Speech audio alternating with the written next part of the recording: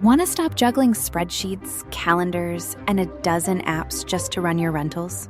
Lodgify makes it easy. It's an all-in-one toolkit for hosts. Build a direct booking website, automate guest messaging, and keep all your channels in sync. Running your rental business your way has never been simpler. And for Good Morning Hospitality listeners, you can get 20% off any yearly plan with code GMH20. Just check the link in the show notes to get started today. Welcome to Good Morning Hospitality, your one-stop shop for the latest news, noteworthy trends, and thought-provoking discussions across the industry. From hotels and short-term rentals to all things travel and hospitality, you'll find each episode equips you with the information that you need to start your week. Join us on Good Morning Hospitality every Monday, wherever you get your podcasts.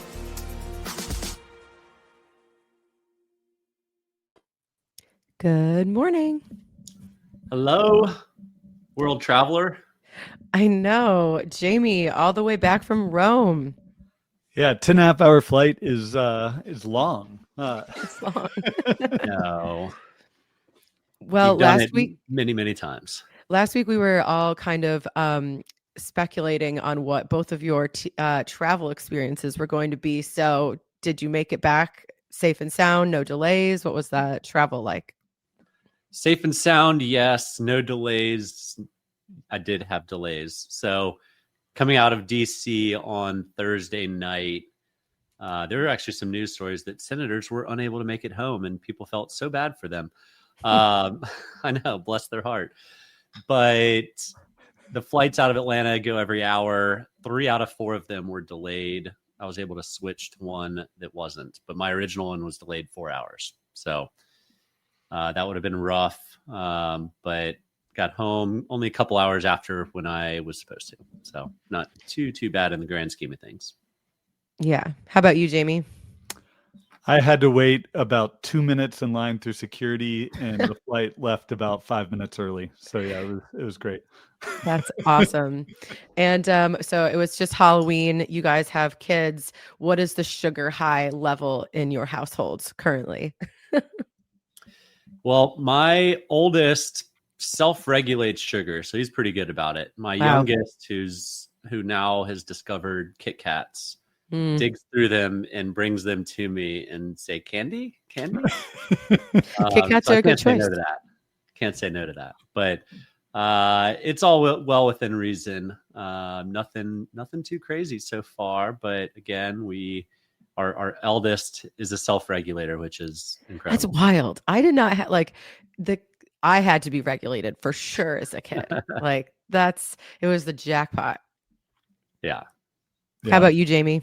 I unfortunately missed Halloween with the kids while working, so that was actually really rough. And being out in Rome and seeing all the photos and not being able to and be there with the kids, but they came back with a haul. Both of my kids, similar to Michael's, they self-regulate. They're like, they're like, I want one. Like last night for dessert, they're like, can we have one piece of candy? I'm like, yeah, you can. This one time. And then they're like, yeah. And then one's like, Dad, which ones do you want? You can have as much as you want. The other's like, I'm not sharing with Dad. There you go. That's the oldest versus the youngest. Yeah. Beautiful. Awesome. Brandy, well, you? Oh, yeah. I mean, I do not have kids, so it wasn't as candy focused, but went out and saw some live music, which was really fun, and actually had a pretty tame, all of us were kind of back hanging out at one of my friends' houses by midnight after the show. We watched Death Becomes Her. I don't know if you guys remember that movie from the 80s or early 90s, but it has Meryl Streep, Bruce Willis and Goldie Hawn in it, and it is so campy and crazy, but that was kind of a good Halloween movie. But yeah, my biggest project was organizing the bookshelf you can see behind me. I finally got all my books color coded, so it's color code, not alphabetical. Yeah, which I know is very divisive, but it's my background for meetings and stuff, so it serves dual purposes. Yeah. Well, we have some interesting topics today. I mean, of course, we've been talking about Airbnb a lot recently, but there was a really great article that Jamie shared in The Economist about Airbnb reaching its peak potentially. So, Jamie, do you want to give us kind of like your summary of overview of the article? But before we jump into that, one word answer, Jamie. Has Airbnb peaked? Its core service, yes. Okay. There you go. You heard it here first. That's the clickbait. All right. Jamie Lane says Airbnb is dead. and that's what the article gets into, is like and Brian obviously wants Airbnb to be more than just its core, and its core being defined as renting rooms and properties in like 5 markets: US, UK, Canada, Australia, and as some great AirDNA data was shown in the article, and we've seen the growth in Airbnb's core markets slow dramatically the past couple of years. We've seen nights booked this year in those core markets just up 4%. And so a high growth company, a tech stock, and they are expected to be growing significantly faster than that. And what we did call out too is outside of those core markets, so in more international markets, other countries around the world, they're growing north of like 14%. So they are seeing strong growth outside of their core.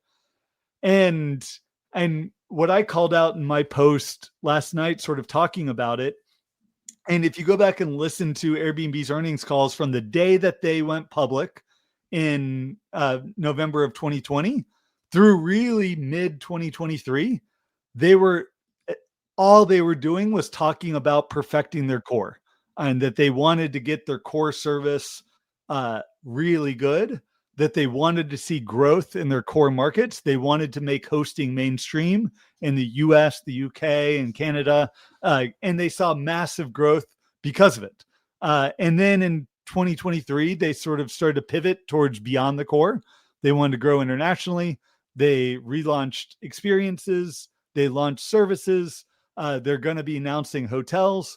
And all that now is to re-accelerate growth with things outside of their core. So has their core service sort of peaked in terms of growth? Probably. Has Airbnb peaked? I don't think so. I think they do have a lot of opportunity to continue to expand beyond that core. Yeah, I agree completely on, has the core product peaked? There's only so many vacation rental homes in the country. And in fact, if anything, I wouldn't be surprised to see a slide and decline, just depending on how some economic circumstances shake out over the next 2 or 3 years, where I think it's going to be a make or break moment. I'll discount services and experiences because they've tried that and repackaged it at least 3 times. The make or break is going to be, do they turn into being a more traditional OTA and offer flights, cars, and hotel rooms? And how are they going to control everything when they move into that segment, right? They are the merchant of record now. Booking and Expedia try not to be. That's a big control lever. They made how much money, Jamie, just in carry on holding on to your money? Yeah, the interest is pretty hard to pass up. Hundreds of millions. Yeah. I think it was $800 million was the last number I saw. I could be wrong. Somebody can fact check me. But a substantial amount of money is just holding on to other people's money for you. I think it's going to be a hard pill to swallow for Brian to move into anything other than cool and trendy hotels. And I mean, flags are a large portion and a very quickly growing portion of hotels. Flags are now doing distribution deals like they did with Trailborn. That was unheard of 5 years ago. They are buying up, however many brands a year. It's kind of a repeat. Every month or so, we see a new brand gets bought out by a major flag. And those types of transactions only eat into what I envision Brian wanting their hotel product to look like. And if he's okay swallowing the pill and working with flagged hotels, then I think there's potential that Airbnb just does become a very high quality OTA. I do think I'm concerned about the hotel project if they don't open up the doors to the flags. Yeah, and there's also the piece of like as they add the hotels, there's kind of the reverse of undoing some of the consumer education where like are people going to go to Airbnb to book hotels? I mean, I think you'll kind of have the thing where people might fall into it, right? Like, oh, I booked this and now it's a hotel, but they've spent a very, very long time hammering in like that hotels are just beige boxes and don't you want more? So then they have to be like, they're beige boxes except for these cool ones that we have hand selected for you. Yeah. And I agree, Michael, but I also see it entirely different in the US versus Europe. There's so much opportunity for boutique and independent hotels in Europe. Like it's almost the exact opposite in the US, where in the US it's like 70% branded flagged hotels. And then it's like 30% or even less than that branded flagged hotels in Europe. So and that's where Booking has made its sort of mark on the industry of being that OTA of record for all the boutique hotels across Europe. So I do think there's so much opportunity for Airbnb to be that alternative in Europe to get the independent hotels sort of listing with them. But ultimately, it's sort of when you read the Economist article and you go down to the end, the quote from Brian and Airbnb was that they saw this from the very beginning as a movement. It wasn't a website, it wasn't an app, it wasn't a commercial idea. Like it was a movement. And ultimately, like being able to book hotels on a site, like and 200 other OTAs, and can they make that a movement, or do they just have to make hotels bookable, especially in markets where they have declining hotels or short-term rental supply? And a theme of my presentation in Europe this past week was supply growth is now minuscule in both the US and Europe. And in Europe right now, supply growth this summer was 2%. We're seeing supply declining in Spain and Italy and Croatia and some of their largest markets because of regulation. And their ability to even continue to grow, much less grow at a fast rate, is going to be sort of predicated on having availability for listings in places where people are looking to travel through this site. The comment about the movement, when I read this part, it's like the last couple sentences of the article, and I just had the biggest eye roll because yes, in the beginning, absolutely, this was a movement. I mean, think about, they created this whole new concept. Well, that's not new concept, new to a lot of people. Instead of short-term rentals or vacation rentals, it became an Airbnb. It spawned so many different industries, and it was a movement, is a movement, right? But I think that this large tech company trying to play on emotional and philosophical ideals, as they do need, he said, we don't see it as a commercial idea. You need to see it as a commercial idea. I don't think you can expect to continue to create these huge cultural changes and like pulling on people's emotions and wanting something bigger and more connection when you're a big tech company now. Like you're not just some dudes in your San Francisco apartment trying something cool, trying to build a new type of product. You're just trying to hit, shareholder expectations to continue to grow. And I don't know. I just find that to be really eye-rolly and cringy when these big tech companies are trying to still play on the emotional tags that they might have had at the beginning of their journey. Well, I'll take a slightly different position than that, Brandy. The movement piece, it was a movement. Very much so, right? And they succeeded in that. Like they completely changed how people thought about short-term rentals, markets that people were using short-term rentals, how people made money off of it. I mean, all of us here on the call are largely in part because of the hype created around Airbnb. Yeah. I mean, look at the name AirDNA, right? But movements end, and I'm worried they're trying to recreate another movement that just isn't there. And I'm sure Brian has tons of ideas, and he's got tons of energy and brain power towards figuring something out.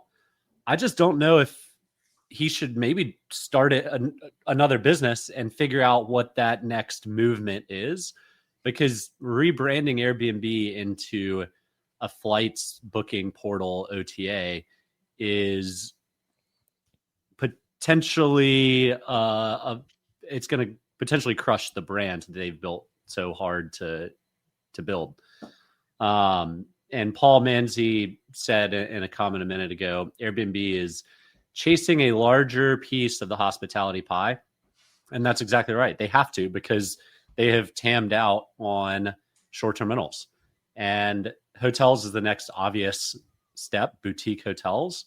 But that's not a massive jump or change. It's also not going to 2x or 10x the size of the business 10 years from now. Do you think, reading through this, I was, it mentioned some of their previous ventures. I totally didn't even remember the film studio circa like 2018, 2019. Do you feel that Brian has a set vision for like even what this next movement phase of Airbnb could be? Because they were so gung-ho about experiences, and now it's hotels, or like what was the next movement going to be? Because it has to be one thing, I think. Yeah, I think this is also potentially the evolution of Brian from scrappy startup founder and test and fail and figure out what works, to in some ways maybe trying to force success through. And I feel like that's what experiences is. I actually really like the services concept. I just don't know if sitting it under the Airbnb brand makes sense. Yeah. Having it be a sister company makes a ton of sense, and all of your Airbnb hosts can leverage all of those services in a easy connected API and bookable experience. But does he have a vision for it? Undoubtedly. He's one of the best visionaries of our time. Does vision always correlate with reality? Yeah, you have to be able to implement. We might eat our words 5 years from now. Mark this, will save this discussion. But I think they'll have a lot more success in boutique hotels. What's after boutique is in this case, many $billion question for Airbnb. Well, I feel that also the other things like hotels and then flights and cars and all these things aren't going to be like the groundbreaking like next movement, but will help them flesh out the rest of their core offerings so that you do go to Airbnb to book all the components of your trip, right? And then that might not be this huge cultural zeitgeist movement, but it might keep their customers on their website, which I think in the end is really important. And I just love, and The Economist is such a great publication. Like this journalist obviously did a lot of research, spent and a few days out at Airbnb's HQ interviewing all the executives, and it is sort of a headline in the sand, right? Of like, you go back and look, Brian talks about all the time, like the headlines in 2020 of is Airbnb dead? And now we've got in 2025 is this peak Airbnb? And we'll be able to look back in 3 or 4 years and see, okay, did we see the reacceleration from all this other stuff? Or was this sort of a calling out of the peak from a publication that's usually pretty keen on being able to call some of this stuff out? Well, Jamie, it's kind of like what we talked about pre-show in the questions you were asking the audience at VRWS this week. How do you feel about the economy? It's kind of well, all of the signals are positive, 9 out of 10, but sentiment is down. And is that because of doom and gloom headlines like the Economist article, is Airbnb, has it peaked? Tell us a little bit more about some of that data that you were diving into. Yeah, so loved getting to kick off the Vacation Rental World Summit. Antonio puts on an amazing show, sort of 2 days, 700 people. It sold out a full month ahead of the conference. PMs from all over the world. The ratio, amazing in terms of property managers there. And also a good mix of both property managers and investors. Talked to so many people that own 10, 15, 20 vacation rentals around Europe that were looking to expand, looking to grow. And honestly, in the prep leading up to this conference, looking at all the data, both on the economy and looking at short-term rental performance, like when I did my raise your hand if you're feeling good about the overall economy in Europe, I think I had 2 people raise their hand out of the 700. That's bleak. The optimists. I love it. Who are they? Call them out. And it was absolutely bleak and really mirrored what I saw at Vrbo and a few of the conferences in the US. And then you dig into the underlying economic data, like unemployment in Europe is at all-time lows, or at least in decades lows. Incomes are growing, employment's growing. You look at short-term rental performance this summer, it was almost record levels in terms of occupancy and pretty significant growth. We saw more and more people traveling into Europe this year, especially from the US. The slowdown that we were seeing in the US didn't flow through into Europe, and supply growth is slowing. Like there was only 2% growth in Europe overall supply this summer. So you think about how you've got to compete with all this new supply. Like it was a pretty good picture, and we're actually seeing overall rate growth too. Like people had pricing power in that room, so there's absolutely a disconnect. Sentiment was down, and people are really worried about what's happening. There was maybe a front loading of spending around the tariffs.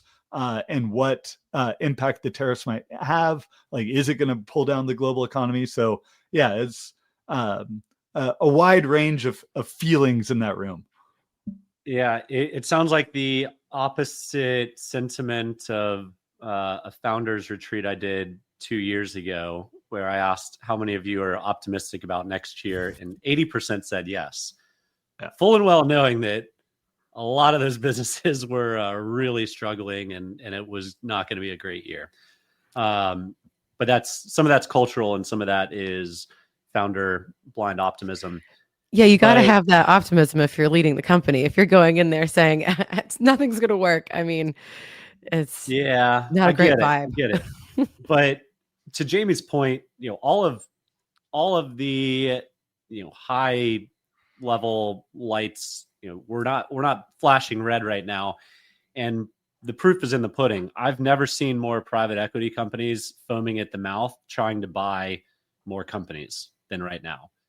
Because sentiment is down, people want to get out, and that's the opportunity that private equity sees. Not to mention, being able to roll up a large number of local profitable businesses is right up private equity's alley, and these businesses are profitable. You might have had a down year, but you still have $1 million in EBITDA, $500,000 in EBITDA. Private equity will bundle you up with 10 or 20 other companies and package you off to the next private equity deal. So when there's a bunch of shoppers in the market, that's either the market is massively depressed, or really smart people are seeing a big opportunity that maybe some of us that have our heads in the weeds day in and day out are not seeing. Well, speaking of people still spending money that doesn't necessarily match the consumer sentiment, the high end of our industry is still obviously booming. There is a kind of a return to all-inclusive resorts, which I feel like that used to be like such a tacky word. There's a Forbes article now that is going through all these super luxury resorts that are doing all inclusive. Yeah. And it's so funny because I don't know, I can be a little bit of a snob about like where I go to. Like that would never be on a list of things where I know Jamie's shocked, but like if I'm going to spend a couple grand, like I want to make sure that it's exactly, I want to do all the things I want to do. I don't want the hotel to dictate all of that. And then looking at some of these all inclusives, I'm like, well, I would maybe let the Four Seasons all inclusive dictate what I'm going to do and what I'm going to eat. Well, my sentiment historically has been the exact same. The worst sounding thing in the world is to go to one spot and never leave it for a week or for 4 days. Eat what they feed you and do what they tell you to do. That sounds terrible. Until I had kids and I have a couple of businesses and I'm making decisions nonstop and I don't want to do anything. And then also in travel, the hardest part for me to budget is obviously not the flights, not the hotels. It's the food and drinks. And that's where things get out of hand really quickly. You want to have the nice dinners and you want to have, cocktails before, cocktails after, and that really racks up. And as part of research for this show, my wife and I went down to one of the properties listed in this article. Oh, is that a write-off? The W Punta Cana. You caught on to that, Brandy. The W Punta Cana was fantastic. It's the first all-inclusive. I talked about this a couple episodes ago, the first W all-inclusive, but the food was fantastic. I didn't have to break out the wallet the entire week. No decisions besides, this restaurant or that restaurant were made throughout the day. And it really changed my perspective on the all-inclusives. And traditionally speaking, it's the 20-somethings that are seeing how much they can drink in a single day to get their money's worth out of it. But from an adult perspective, it's I don't have to make any decisions. The food's going to be great. The vibe is going to be great. And, the quality is going to be there because it's a trusted brand that and like. So my perspective is completely changed. It helps massively from the budgeting standpoint. We weren't over budget by a single dollar. You knew exactly what to expect. So, I do, and at Thayer Ventures annual conference this past week, one of the topics was the resurgence of all-inclusives and that it's not any longer associated with drunk 20-somethings, and it is more couples oriented or even team offsite oriented. Great way, again, to kind of rein in expenses and make sure it's all under one roof. Yeah, and there's kind of in a similar vein, there was a Condé Nast Traveler article about how there are a real resurgence in retreats, specifically retreats for women that are, and in the article it goes into like women of all different ages, but primarily in their 30s and 40s that were like, oh, we want to go, like these group trips are kind of getting out of hand. Like, you're not always doing what you want to be doing. And so there's these retreats that are popping up. It's basically like an all-inclusive, but like a, different version of that. You know exactly what you're paying, exactly where you're going. It's all handled for you. There's usually a theme. It might be a writer's retreat or a yoga retreat or whatever it is. And so, you're going to like all the activities that you're going to be doing and you don't have to think about it. And it's a little bit more upscale. And I think it definitely appeals to the same type of people like a W resort would as well, where trying to combat decision fatigue and wanting to get exactly what you want to get out of your vacation while also not having to make any decisions, which seem to be like diametrically opposed, but in this case, they're not. Now hear me out. What if there is an app that you could book like experiences and services with your short-term rental?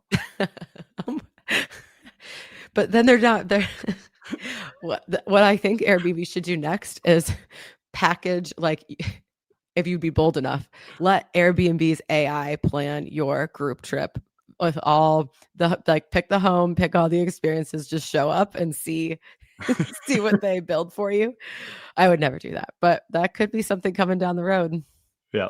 No, and I still haven't done an all exclusive, but I hear you, Michael. Like, it is getting more and more attractive. It was great. I would highly recommend it.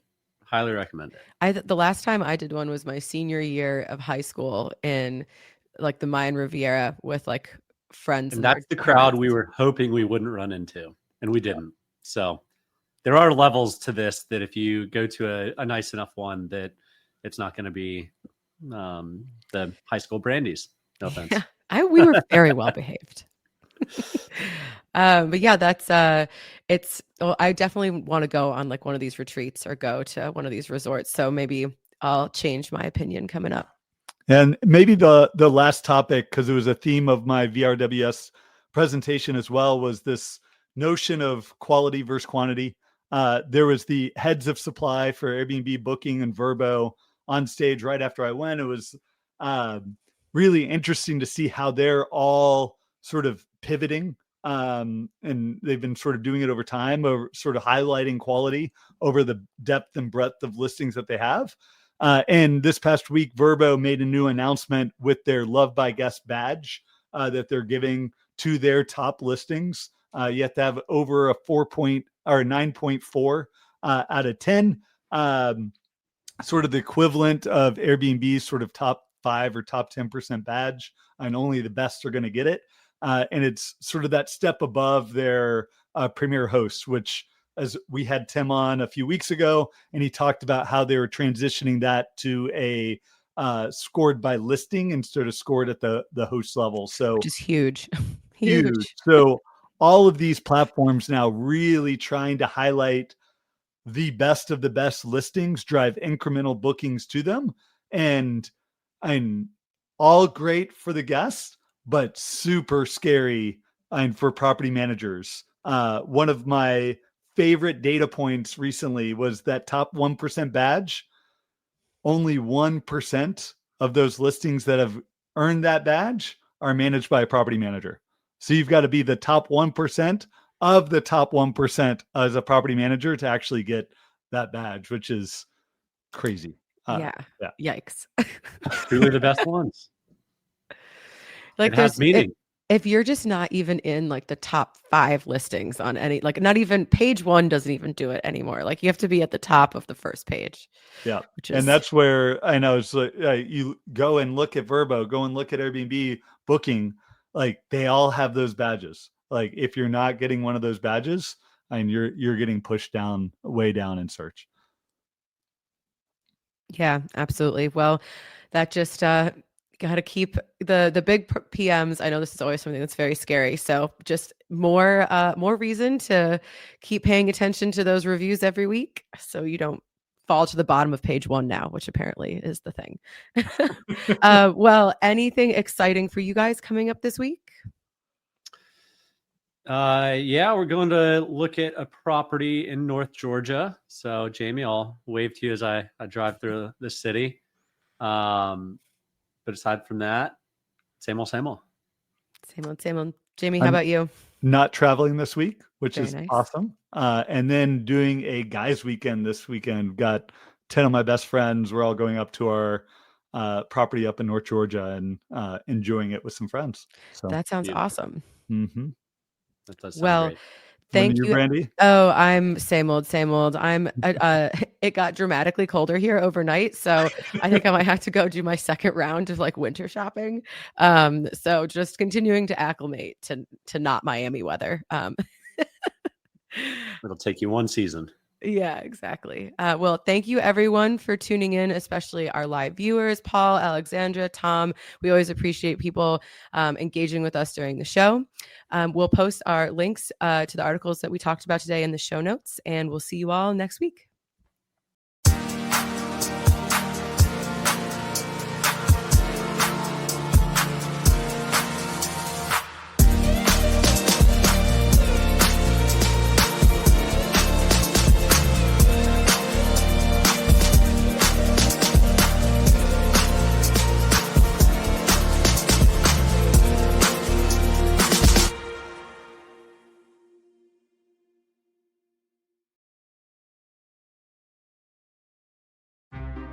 Want to stop juggling spreadsheets, calendars, and a dozen apps just to run your rentals? Lodgify makes it easy. It's an all-in-one toolkit for hosts. Build a direct booking website, automate guest messaging, and keep all your channels in sync. Running your rental business your way has never been simpler. And for Good Morning Hospitality listeners, you can get 20% off any yearly plan with code GMH20. Just check the link in the show notes to get started today.